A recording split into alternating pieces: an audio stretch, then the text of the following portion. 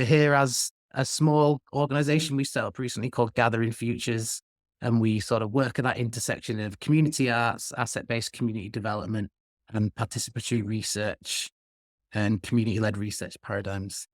So the next little bit to focus on, which comes from our ABCD language and understanding, is we've called this course Centering the Sick Asset. And the reason for that is we'll talk in asset-based community development about 6 different assets that we might target or utilize in our community building endeavors. And culture is always one of those. Culture, storytelling, history, it's normally phrased as, but it's often the one that we focus on the least.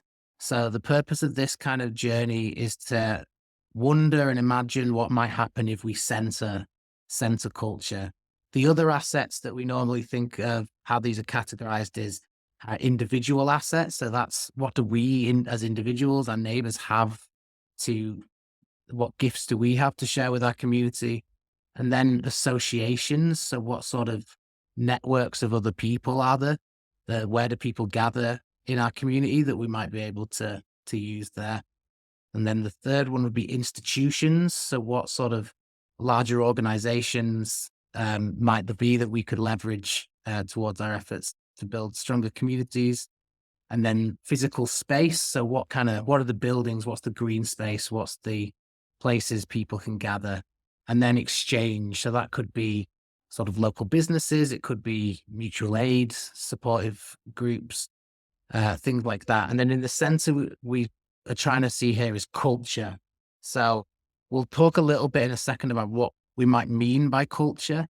But I just wanted to emphasize, when we're thinking about these 6 assets and we're thinking about culture in the center, that we don't see them as separate entities necessarily, that we try and understand that all of these things are always in interplay with each other. The boundaries between our associations and the physical space and our individual gifts and how we might leverage institutions are always porous, and they're always interacting with each other. So when we're thinking about how we develop our creative project or creative actions, the things that we might do through this journey, maybe think about how these 6 things all interplay with each other. And maybe just to think a little further on what we mean by culture, I'm going to pass over to Erika, who's going to sort of maybe frame a bit of a discussion for us here.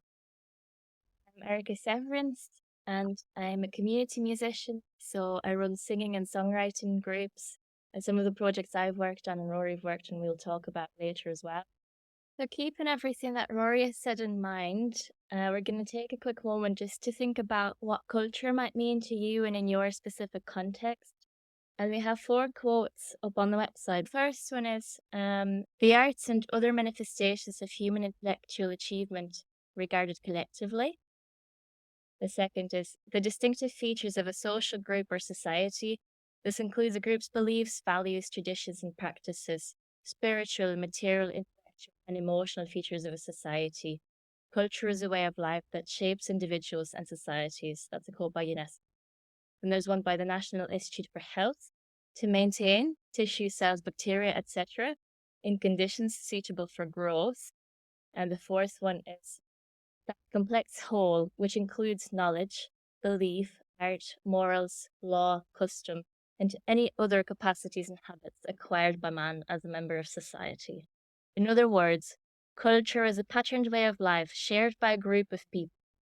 Culture encompasses all that human beings have and do to produce, relate to each other, and adapt to the physical environment.